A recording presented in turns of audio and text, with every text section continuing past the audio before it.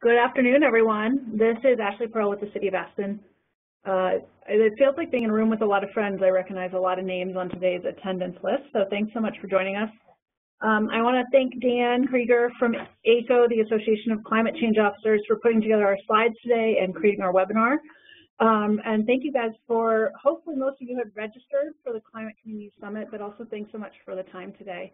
So what we're going to do is we have about a 20-minute presentation that's going to hopefully answer a lot of questions you might have, and then afterwards we'll take questions.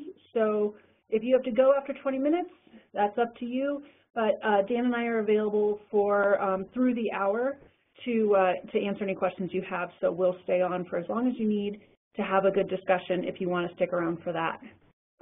So what are we trying to do today on our webinar? Hopefully you or someone from your community is coming to Aspen in 2 weeks for the Climate Community Summit on May 18th and 19th. And today we're going to talk about why you would come to this summit, what we're going to do at the summit, and all the details you've been anxiously waiting to hear. So before I hand it over to Dan, I'll give you a little bit of info here. The Climate Community Summit is an event that's going to be really fun, and you're going to meet lots of new friends, and hopefully we'll have great weather here in Aspen. But more than that, it's a launch event, so it's a kickoff to forming this new network in Colorado called the Compact of Colorado Communities. So today, mainly, we're going to talk about what the Compact is and what it means for your community. Dan's going to go through all the details, but what I really want you to know is that there's a few things that are set in stone, but there's a lot that is up to you, because we want this to be a network for members by members. So we're going to put out a lot of thoughts today, and then we're going to ask you to think about those things over the next 2 weeks, and then come to Aspen and give us your feedback on what is valuable to you about a network, what you need to participate in it, and where you want it to go and what you want the structure to look like. So what's set in stone is that we're creating a new network in Colorado, and what's not set in stone is how you interact with it and what you get from it as a member. So why is the City of Aspen and ACO creating a new network, you ask?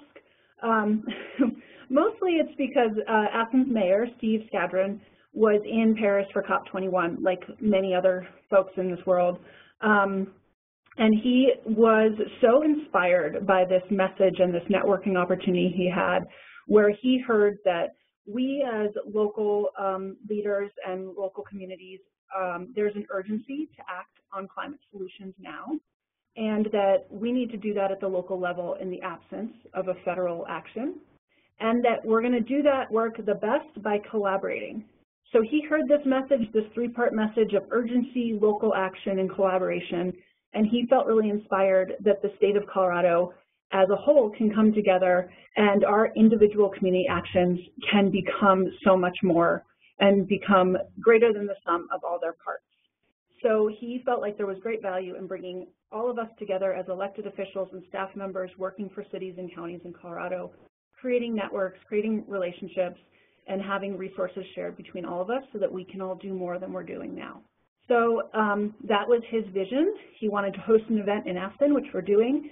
And then Dan Krieger and ACO came on and said, well, you can't just host an event, you have to do something afterwards. And it has to be something meaningful, so that's where the idea for the Compact came from. So that is what we're trying to do. Through this launch event, we are actually trying to form a much larger thing, which is the Compact of Colorado Communities. Dan, will you tell us about the details of the Compact, please? Yeah, absolutely. Well, first of all, Ashley, thank you very much for your leadership and for Mayor Skadron's leadership in getting this thing moving forward. And I also want to thank everyone who's on the call today. We've got looks like 40 folks from cities and counties throughout the state of Colorado who've set aside time in their busy days to learn about this, and who I imagine are all going to be in Aspen in a few weeks, and I look forward to meeting you all. I want to start with, first the vision here. And the vision is the Compact is going to ensure that your efforts to address climate change resilience and extreme events and grow a clean energy economy throughout the state are greater than the sum of your individual efforts. And I think that part is of particular importance. And one note to make on that is that, very simply, the laws of physics don't care about boundaries or jurisdictions. and your capabilities together are going to be infinitely greater than your capabilities alone. And so the opportunity to bring you together and have those of you who are more experienced share insights with those of you who are learning, to have you aggregate your interests and bring costs down and scale up opportunities, to work together so that a vulnerability upstream does not harm a community downstream.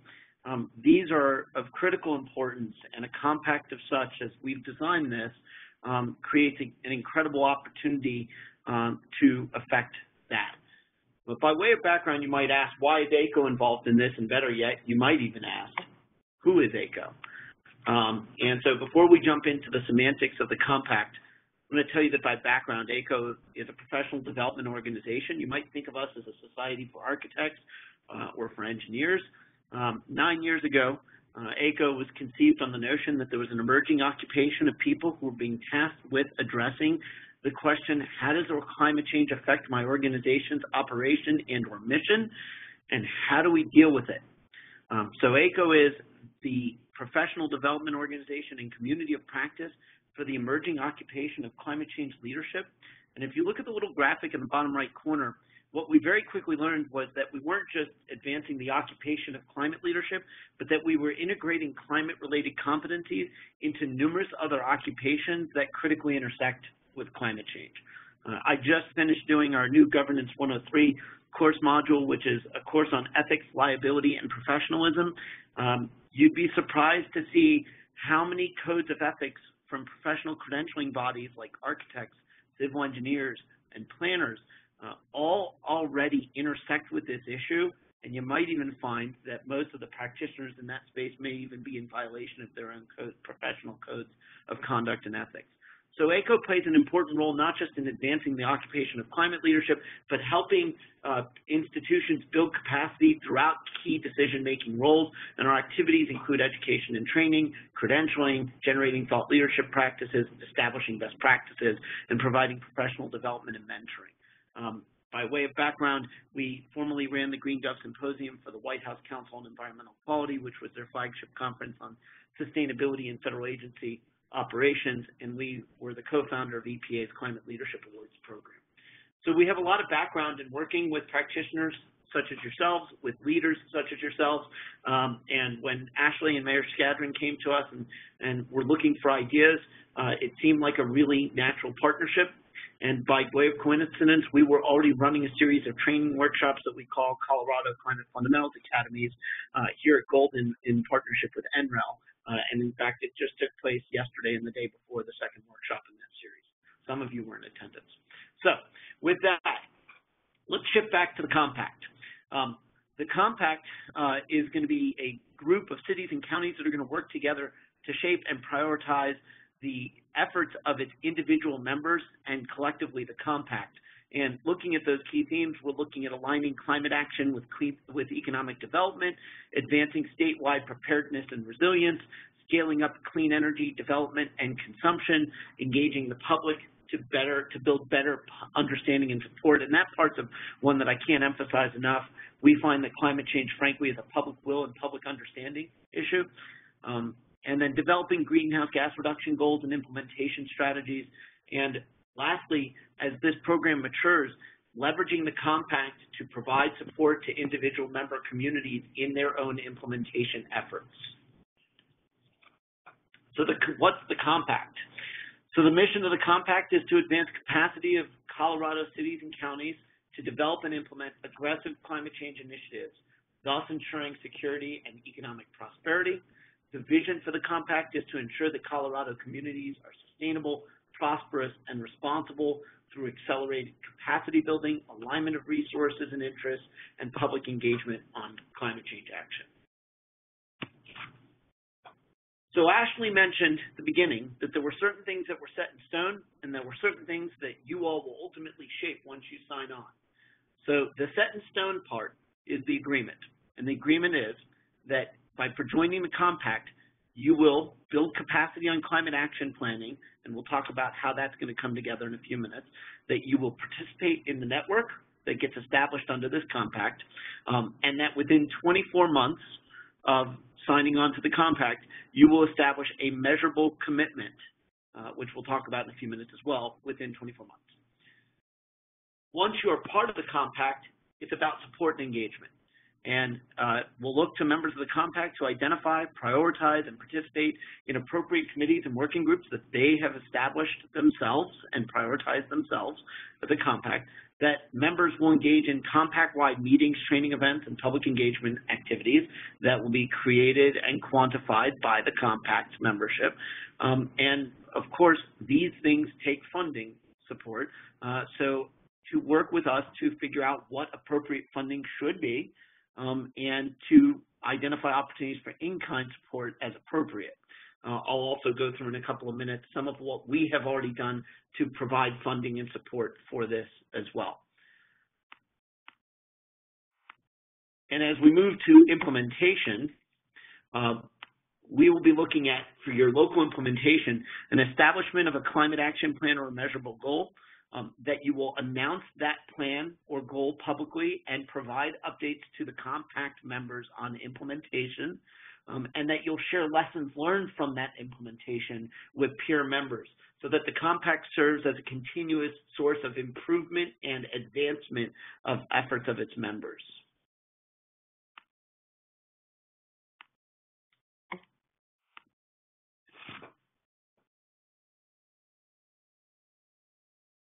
So this gives you an overall vision for the process here. Now, as we get into the specifics of it, and I know there are going to be some questions as to how this differs from maybe some of the other networks that exist in Colorado and beyond. I'll get to that in a moment, but in the meantime, let me just touch on governance. So we've proposed a governance structure that consists of the elected officials who are signing this compact, the kickstart of it, then having a staff steering committee designated by those signatories. The staff steering committee would ultimately be responsible for steering the priorities and activities of the compact as a whole, and then supporting and under the staff steering committee would be the committees and working groups that get established. ACO is the administrative entity that serves as the glue and the foundation for the collaboration that will be taking place, as well as any third party, a conduit to be identified and shaped by the members as to how other third-party organizations will be able to provide support for and serve the interests of the compact. So at the very end, amongst the things we'll want to talk to you about today and then again in a couple of weeks is, does this governance structure make sense?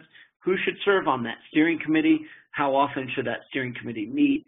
What kind of term there should be for staff steering committee participation? So these are some of the things we'll ask you to think about. So let's get into the nuts and bolts of how this works. So city and county staff will participate in committees or working groups that are governed by the compact steering committee, consisting of senior staff from co-founders and compact members. Members will identify and shape the committees and working groups that will, amongst other things, enable opportunities to aggregate and align interests, facilitate important knowledge sharing and development of best practices, develop solutions to important challenges, support each other's local implementation efforts, and also to provide a safe, neutral environment for collaboration. Interested state and federal agency leaders, nonprofit organizations, higher ed institutions, and private sector parties are also going to be invited by the compact, by its steering committee and or working groups to provide non-binding guidance and to support the compact steering committee and its working groups. So ACO's role will be to administer the compact, also to provide technical expertise, important training resources, and we will also make available to compact members our vast network of experts in the public and private sectors, which consists of several thousand practitioners who have participated in our programmatic activities over the past few years. We have recently opened up an RFI process where we have solicited input and ideas and contributions from a number of professional service firms and nonprofit organizations, which I will carry forward to Aspen to share with you all. But for example, Equally Local Governments for Sustainability USA, for example, has offered to make their community GHG inventory tool available for free through the end of 2018 to compact members. So that's an example of the sorts of things that will come through.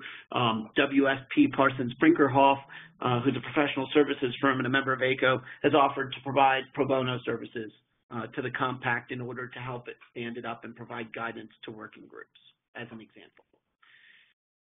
ACO is securing outside support for the compact in the following areas. We're soliciting financial and grant contributions to match those that we will be working with you to determine what is appropriate on the membership side to contribute. And we are soliciting pro bono services, which I've mentioned.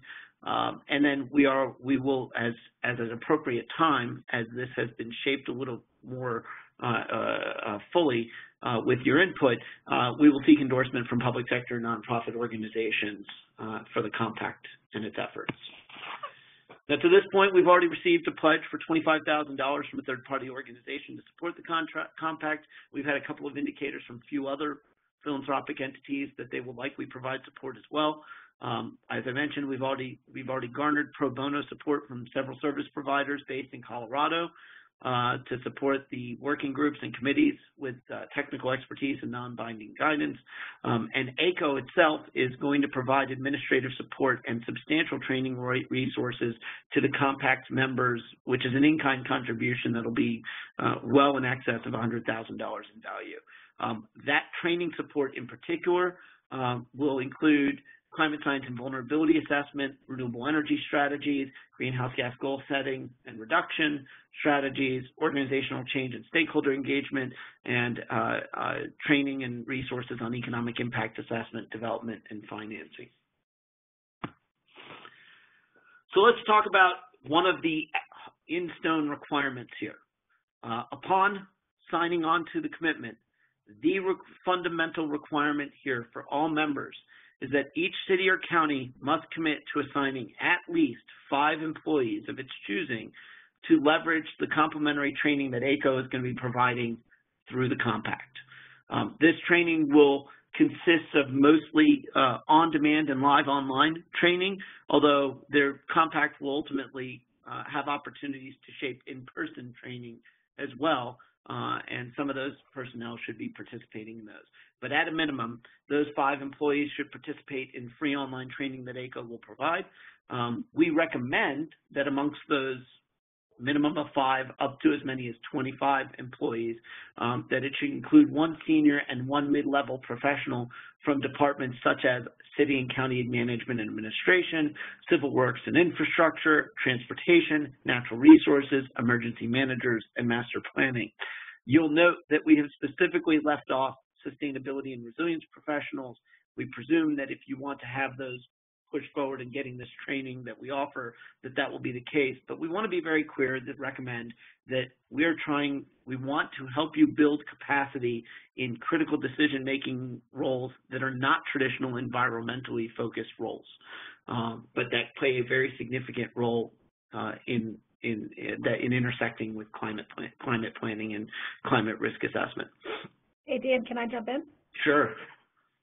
Everyone who's listening, I think this is the coolest thing about the compact and the reason why Aspen is really excited to be joining on to it, because as a city that has a sustainability department, I'm sure some of you experience this, everyone else in my city assumes that I've got it covered and therefore they need to know nothing about environmental sustainability or climate actions. So that puts it all on my shoulders. So by having my mayor sign on to the compact and directing staff inside the city to take these free trainings, which previously to this they were not free, I feel like I can really build a lot of champions within the organization where I didn't have them before. And then I've spoken with cities that don't have sustainability departments, and they say, well, because we don't have sustainability departments, we don't have the capacity to do these great projects that we might want to do. They fall to a green team or something like that. And so by training up maybe your finance director, maybe your land use planner, somebody else in the organization, they become champions of this work and you can accomplish a lot more. So I feel like the reason that we chose the one commitment of the compact right off the bat is to train your staff is because it's a benefit to every city and county in Colorado, no matter where you're at on the scale of just beginning to work on environmental issues or leading the way.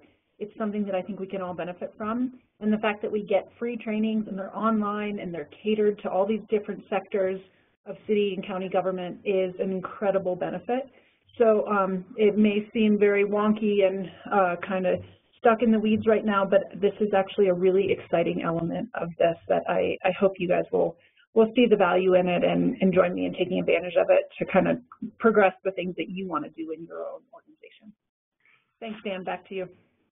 Thanks, Ashley. I really appreciate the sentiment there. And, you know, I want to add to it. The first time I ever set foot in Colorado, I was speaking at a conference in Aspen about 6 years ago. And my business card at that point in time said human capital evangelist. Let me clarify what I mean by that. We see climate change as being a human capital issue. Very simply, if you don't have the right people with the right skills in the right part of your organization, you can't succeed in anything. And when we're talking about an issue that is as pervasive as the impacts of climate change are and will be, if we're not going to exponentially increase the capacity of decision-making across the many different business units, departments, or divisions of large organizations, we have absolutely no hope of dealing with this effectively. There are other challenges as well, but this is absolutely something that we feel with strong conviction, and frankly, I've devoted my career to it at this point. We will, as part of this, also, I should also mention that with our training, all of ACO's training was developed by practitioners, many of which included local government practitioners. So everything that we've done has been generated by and informed by experts working in this space today, doing the best work in the country. And so it's not me or my staff that determine what this looks like. It's practitioners who determine what it looked like, and we'll continue to build upon that. So one of the things that I'll say we would do and work with the compact to do is to get input from related professional associations for some of the key decision-making roles that you'll be putting forth here. We already, for instance, collaborate with the International City and County Managers Association and have helped them put together content for their annual conference last year on climate change and the intersection with that professional role. And so it's not just that we will be providing online training that is generic, but ultimately we'll work with the compact and its members to make sure that we're tailoring it both to the region as well as to certain roles. And that won't be all training. It will be certain resources that apply. One of the challenges with climate change is the intersection of climate change with decision-making differs based on who the person is, where they sit, and what they do for a living. So this commitment to us is of critical importance. I think we've done the best work in the country on this. We've got an enormous amount already available, and we'll continue to add more. And we are making this available to you guys to thank you for your agreement to build capacity. So our requirement is, if you sign on to the compact, we will make this available to you for free, and we will continue to work with you to advance your capacity within your organizations. Now, on the back end of this is the local implementation. And if you think back to the visual that I provided where you had the three columns, we go from agreement to support and engagement to local implementation. So let's talk about the local implementation now. So each city or county is going to publicly commit to and announce the establishment of one of the following within 2 years of joining the compact. And this is the part where we want your input as well, figuring out what the framework for this should look like. That could consist of a comprehensive climate action plan, an absolute greenhouse gas reduction goal, a renewable energy goal tied to either city or county operations, or perhaps increased participation from residents and businesses, for example, a community solar project, a program, a substantial energy efficiency initiative that's linked to related emissions reductions, or perhaps a new project or partnership with a fellow member of the compact. What we wanted to be cognizant of is that whatever that goal is, it needs to be something that if people evaluate it from the outside, it passes the sniff test and it moves the needle. But we also wanted to be flexible in that not every city or county who's participating in this compact is at the same level of their maturity model or experience working on these issues. And they all have different intersections with these issues. So what we're trying to do is help you build capacity to then figure out what the best approach for your community is. And as long as you're taking a meaningful, tangible, and aggressive stance in some way, shape, or form within a framework that we can all agree upon, then we believe that shows leadership. And so that's what we're looking at here, and we would love to have your thoughts on this. And that in addition, once you make that declaration and begin to actually implement it, the compact serves as a resource for supporting your implementation efforts. There will be a wealth of experience. There will be a wealth of expertise and resources. You might be able to use fellow members as a sounding board for a specific project.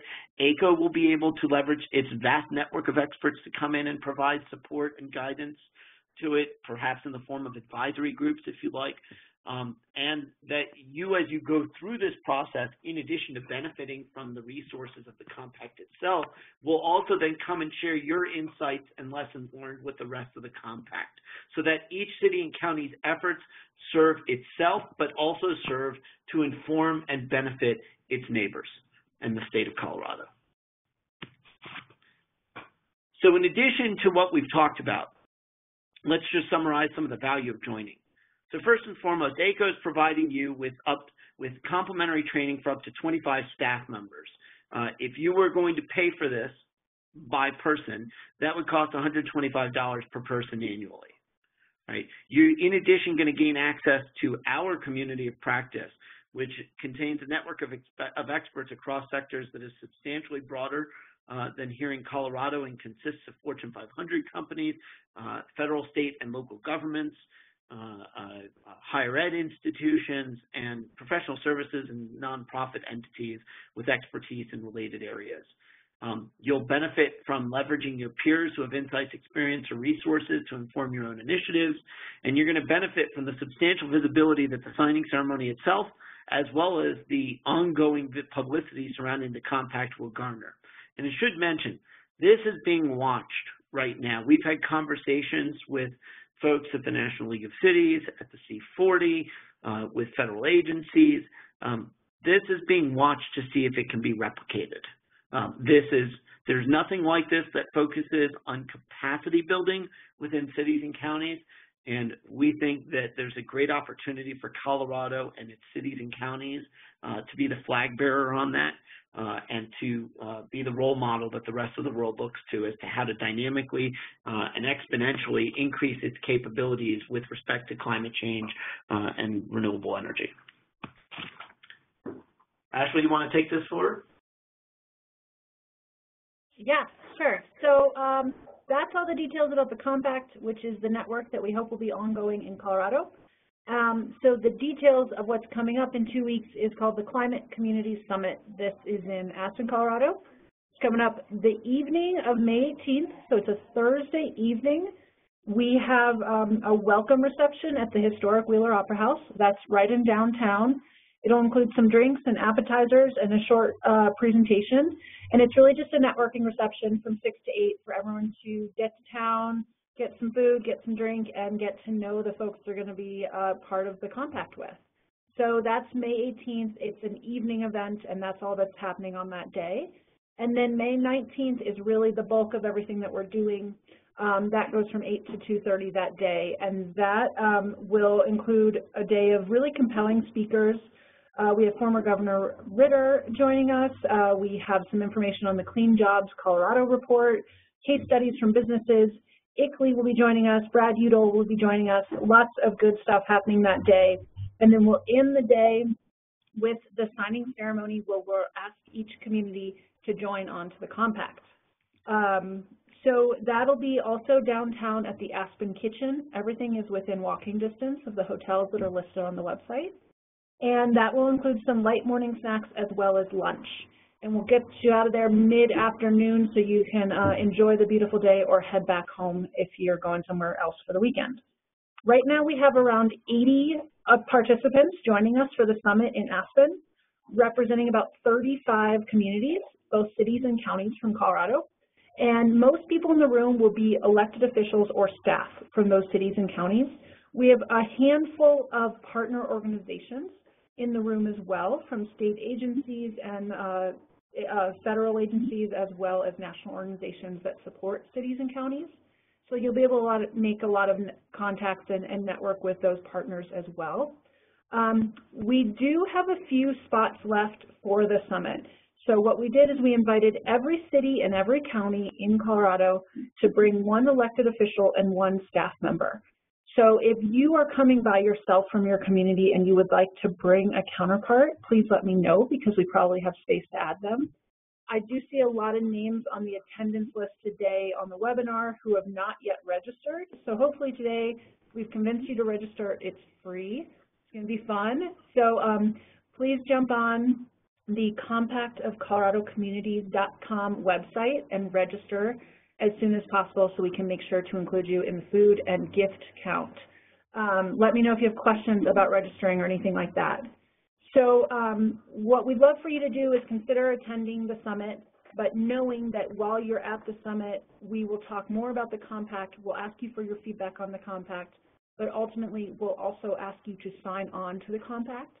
So between now and then, we would love for you to consider what this means for your community, the value of joining the compact, what the structure would need to look like for you to join, a few other details of what that would look like and what you'd love for a network to give back to your community, and then show up in Aspen in 2 weeks prepared to engage in a conversation about what you want that compact to look like moving forward, and hopefully come prepared to sign on behalf of your community as well. So that's our big ask, is that you get your travel details scheduled between now and the 18th, and that you put some thought into what we presented here today and talk with other folks within your organization about what this would mean, and then come back to Dan and I in Aspen with your ideas and your participation. So I think those are all the details you can see on the screen here, folks who have already registered to attend the summit, and we hope that your name will be on there too if it's not already.